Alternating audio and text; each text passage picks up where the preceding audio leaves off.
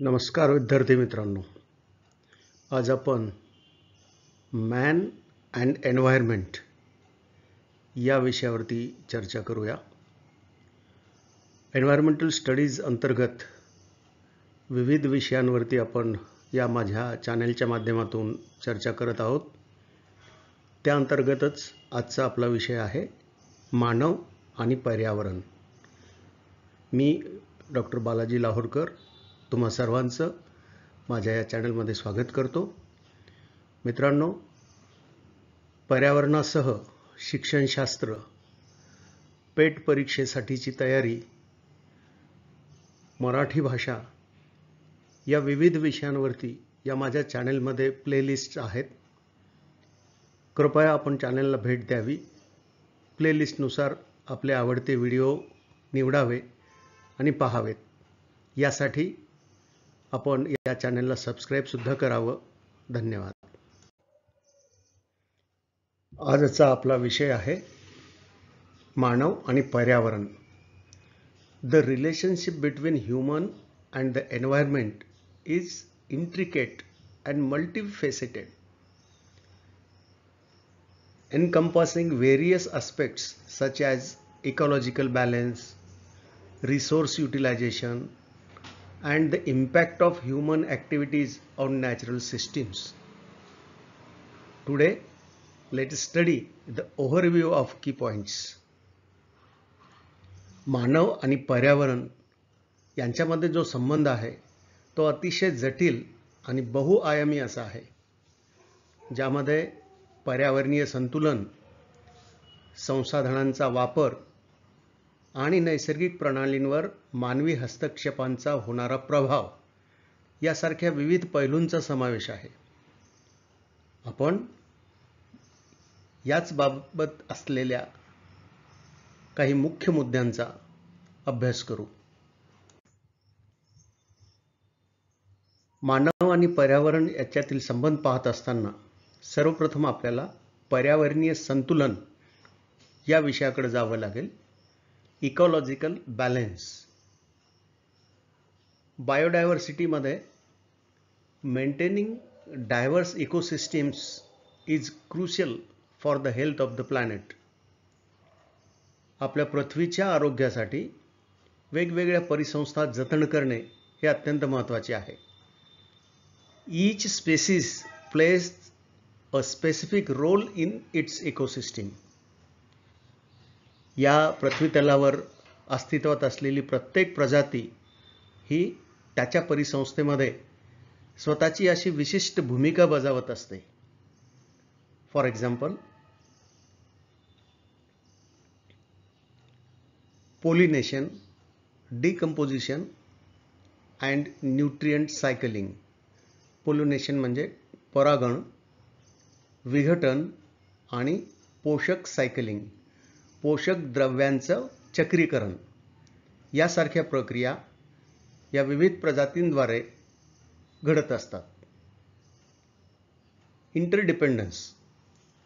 Humans rely on the environment for essential services such as clean air, water and food.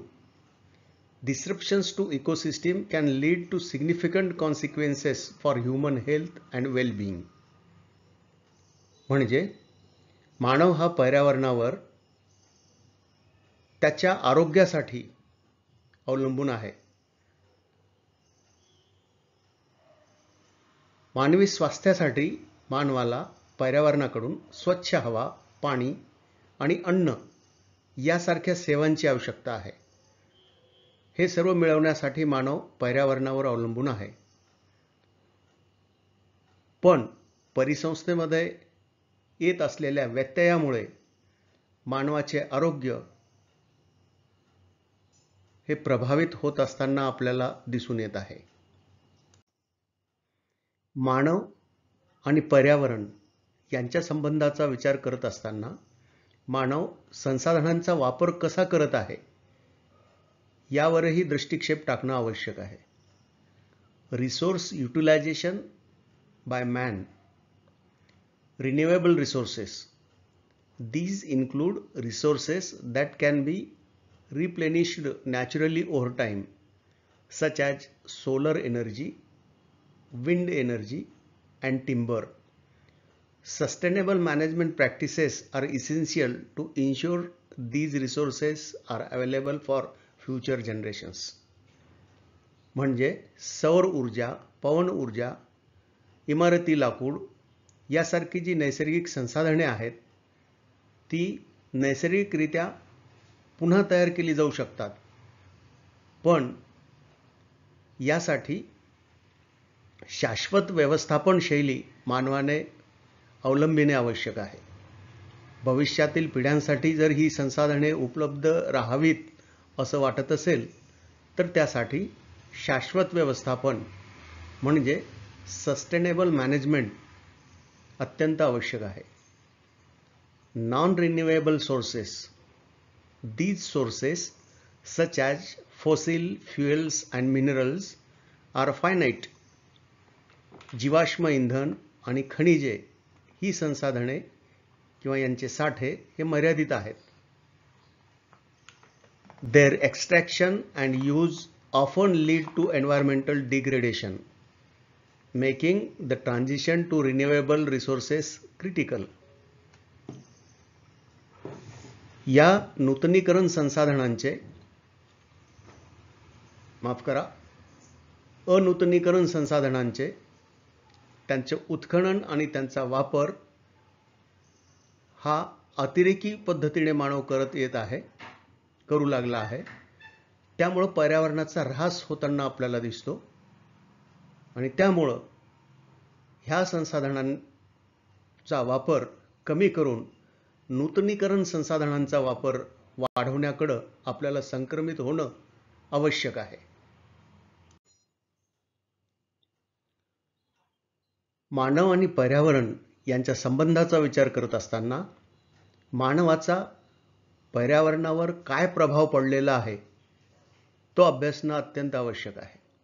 Human impact on environment. Number 1, pollution.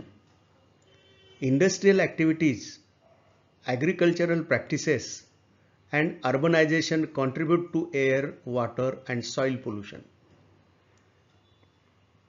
औद्योगिक क्रांतीमुळे आपण उद्योगामध्ये खूप सारे बदल केले आहेत, परंतु हे वाढते औद्योगिकरण, नवनवीन कृषी पद्धती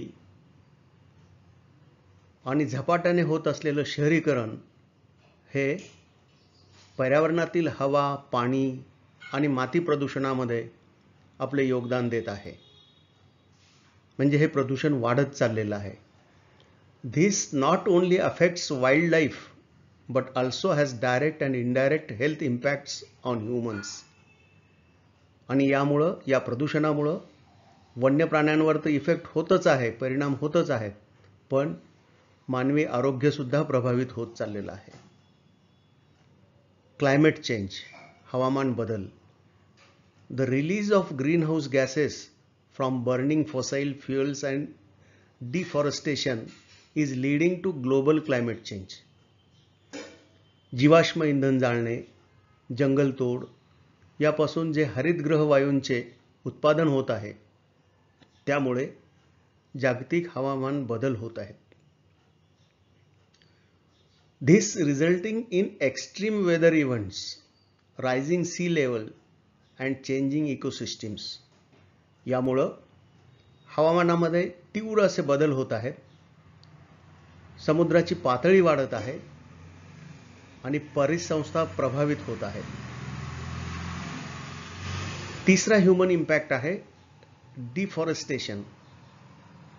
the clearing of forests for agriculture, logging and urban development reduces biodiversity, alters water cycles and contributes to climate change.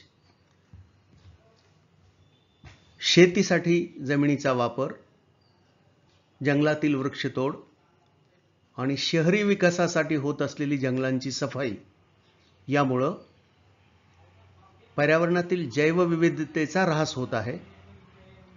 जलचक्र बदलत चालले आहे आणि परत हवामान बदल होत आहे. हे सर्व प्रभाव हे मानवी हस्तक्षेपामुळे पर्यावरणावरती होत आहेत. मानवी गरजांची पूर्तता करणारा पर्यावरण आपण पाहत आहोत आणि त्यासोबतच मानवाने त्यावर टाकलेला प्रभाव आपण अभ्यासलाय. मग हा प्रभाव कमी करायचा असेल आणि आपल्या गरजांची पूर्तता होईल अशी योजना आपल्याला करायची असेल तर त्यासाठी विशिष्ट पद्धतीचा अवलंब मानवाने केला पाहिजे. त्याला शाश्वत पद्धती असं म्हणतात, सस्टेनेबल प्रॅक्टिसेस. येणाऱ्या जनरेशन्ससाठी पर्यावरणातील या गोष्टी राखून ठेवणे आणि यासाठी प्रयत्न करणे हे या शाश्वत पद्धतीमध्ये अपेक्षित आहे. मग यात पहिल्यांदा काय करावं लागेल? कॉन्झर्वेशन, संवर्धन. Efforts to preserve natural habitats and protect endangered species are vital for maintaining biodiversity and ecological balance. जैवविविधता आणि पर्यावरणीय समतोल राखायचा असेल तर नैसर्गिक अधिवासांचे रक्षण करणं आवश्यक आहे. लुप्त होत चाललेल्या प्रजातींचं संरक्षण करणं महत्त्वाचं आहे. तसेच sustainable agriculture practices such as crop rotation, organic farming and agro forestry help maintain soil health, reduce pollution and increase food security. भरमसाठ पीक काढत असताना आणि त्यामध्ये कृत्रिम खते, कीटकनाशके यांचा वापर करत असताना आपण मातीचे आरोग्य आणि मातीचं प्रदूषण हे नवीन मुद्दे अभ्यासासाठी घेतलेले आहेत. हे जर टाळायचं असेल, सॉइल हेल्थ जपायचं असेल तर पिकांचं रोटेशन, एकच एक पीक पुन्हा पुन्हा घेण्यापेक्षा आळीपाळीने पिका जर घेत गेलो आपण तर या बाबी आपल्याला टाळता येतील. सेंद्रिय शेतीचा उपयोग आपल्याला करता येईल. कृत्रिम खतांचा वापर टाळून सेंद्रिय खते वापरता येतील. कृषी वनीकरण सारख्या पद्धतींचा जर अवलंब केला तर जमिनीचे आरोग्य आपल्याला राखता येईल, प्रदूषण कमी करता येईल आणि अन्न सुरक्षा वाढवण्यासाठी या सर्व बाबींची मदत होईल. Renewable energy. Transitioning to solar, wind, hydro and other renewable energy sources reduces reliance on fossil fuels and mitigation climate change. सौर, पवन, जल आणि इतर अक्षय ऊर्जा स्रोतामध्ये त्यांच्या वापरामध्ये जर आपण संक्रमित झालो तर जीवाश्म इंधनावरील आपलं अवलंबित्व कमी होईल आणि आपोआपच हवामान बदल आपल्याला टाळता येईल. मग हे सर्व साध्य कसं होईल? यासाठी काही धोरणे आणि उपक्रम राबवावे लागतील. पॉलिसीज अँड इनिशिएटिव्हज घ्यावे लागतील. International agreements like the Paris agreement aim to unite countries in combating climate change and reducing greenhouse gas emissions. National policies, governments implement regulations and policies to protect natural resources, reduce pollution and promote sustainability. Some community actions that are grassroots movements and community initiatives play a crucial role in raising awareness and driving local efforts towards environmental sustainability. पर्यावरणाचं जतन करायचं असेल तर विविध स्तरावर धोरणे आणि उपक्रम राबवावे लागतील. आंतरराष्ट्रीय करार करावे लागतील. ज्याप्रमाणे पॅरिस करारामध्ये हवामान बदलाला लढा देण्यासाठी, हरितगृह वायू उत्सर्जन कमी करण्यासाठी सर्व देशांमध्ये एकवाक्यता आणण्याचा प्रयत्न केला जात आहे. राष्ट्रीय स्तरावर नैसर्गिक संसाधनांचे संरक्षण करण्यासाठी, प्रदूषण टाळण्यासाठी प्रयत्न होत आहेत. त्यासाठी काही धोरणे तयार होत आहेत. ती धोरणे लागू करण्याचा प्रयत्न होत आहे. यासोबतच स्थानिक पातळीवर सुद्धा कृती आवश्यक आहे. तळागाळातील चळवळी आणि सामुदायिक उपक्रम यामध्ये लोकांची जागरूकता वाढवणे आणि पर्यावरणीय स्थिरतेच्या दिशेने स्थानिक प्रयत्नांना चालना देणे हे अत्यंत महत्त्वाचे आहे. मानवाने तंत्रज्ञानामध्ये खूप सारी प्रगती केली आहे. मग या टेक्नॉलॉजिकल इनोव्हेशन्सचा पर्यावरणाच्या जतनाच्या दृष्टीने काय उपयोग करता येईल हे पाहणं महत्त्वाचं आहे. Green technology, innovations such as electric vehicles, energy efficient applications, appliances and sustainable building materials contribute to reducing environmental impact.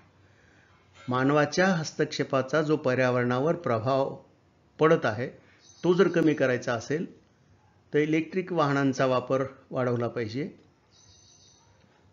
ऊर्जेवर चालणारी जी उपकरणे आपण वापरतो ती ऊर्जा कार्यक्षम असली पाहिजे आणि टिकाऊ बांधकाम साहित्य या नव्या टेक्नॉलॉजीद्वारे आपल्याला निर्माण करता आलं पाहिजे आणि त्याचा वापर लाकडाच्या ऐवजी किंवा नैसर्गिक रिसोर्सेसच्या ऐवजी जर आपण केला तर निश्चितच या नवकल्पनाद्वारे पर्यावरणाचं जतन करण्यास मदत होईल.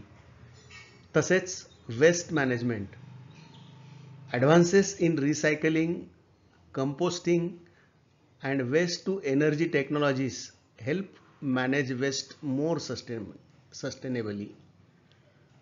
म्हणजे कचऱ्याचा पुनर्वापर, कचऱ्याचं कंपोस्टिंग आणि कचऱ्यापासून ऊर्जा निर्मिती ह्या सर्व तंत्रज्ञानाच्या विकासामुळे शाश्वत व्यवस्थापन होण्यास मदत होत आहे. म्हणून या सर्व तांत्रिक नवकल्पनांचा वापर झाला पाहिजे.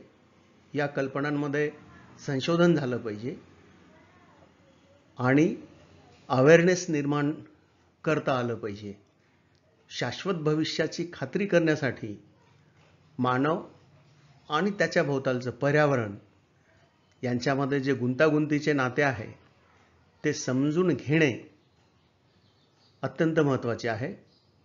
यासाठी तळागाळातील व्यक्ती, त्याचा समूह, त्याचा समाज आणि त्यावर नियंत्रण ठेवणारं सरकार तसेच विविध आंतरराष्ट्रीय संस्था यांच्याकडून सहयोगात्मक प्रयत्न जर झाले तर निश्चितच मानव आणि पर्यावरणात यात जो दुरावा निर्माण झाला आहे तो कमी होण्यास मदत होईल. मित्रांनो, आजच्या व्हिडिओमध्ये आपण मानव आणि पर्यावरण याच्यातील संबंधाचा अभ्यास केला. काय केलं म्हणजे हे संबंध पूर्वीसारखे प्रस्थापित होतील याचा आपण थोडक्यात आढावा या ठिकाणी घेतला. तुम्हाला हा व्हिडिओ आवडला असेल तर याची लिंक तुमच्या मित्रांना शेअर करा आणि हो, अजून चॅनलला सबस्क्राईब केलं नसेल तर सबस्क्राईब करायला विसरू नका. धन्यवाद.